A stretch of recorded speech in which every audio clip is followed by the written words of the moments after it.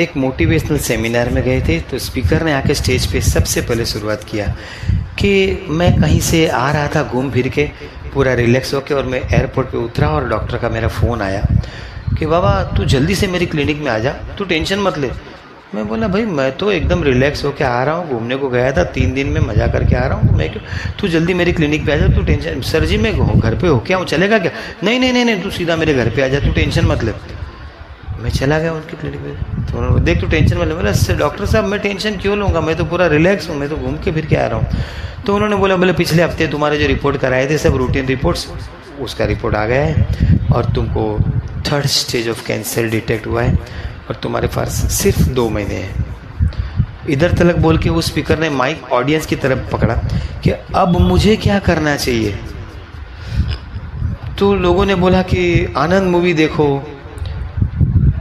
सब जूना भूल जाने का, खुश रहने का, सबसे प्यार करने का, सबसे जिल मिल के रहने का, जूना किसी का झगड़ा रहेगा तो माफ़ कर दो, किसी का माफ़ी मांग लो।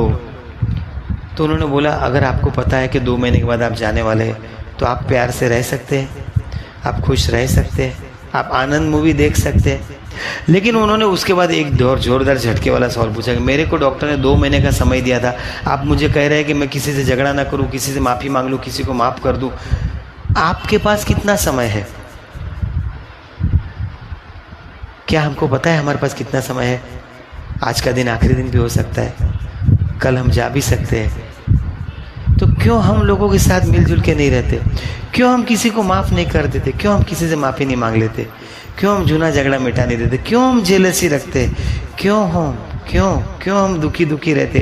क्यों हम खुश नहीं रह सकते? ऐसा सोच के एक बार क्या हो गया, एकनाथ जी के ज़माने में उनको गांव में बहुत रिस्पेक्ट था, लोग उनको बहुत मानते थे। एक आदमी ने उनको सवाल पूछा, एकनाथ जी ऐसा आपका स्वभाव कैसा है, आपको कभी गुस्सा नहीं आता है, कभी आपको जेलसी होते नहीं देखा, कभी कंपटीशन के बारे में आप बात नहीं करते, कभी किसी को आप तकलीफ नहीं देते, किसी को दुख नहीं देते, ऐसा कैसे रह सकते आप? तो उन्होंने बोला देखो भैया वो सब फालतू की बातें छोड़ो, तुम्हारी शक्ल देख के मैं बता सकता हूँ कि अगले गुरुवार को तुम्हारा आखिरी दिन है। वो आदमी तो डर के मारे चला गया और 4-5 दिन के बाद गुरुवार था, तो 3-4 दिन जाने के बाद बुधवार की शाम को एकनाथ जी उनके घर पे गए।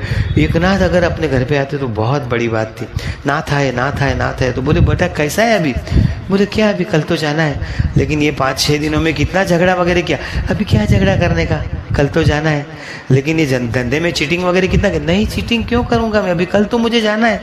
बीबी के साथ कुछ झगड़ा, कुछ मारा मार, नहीं सर क्यों करूँगा।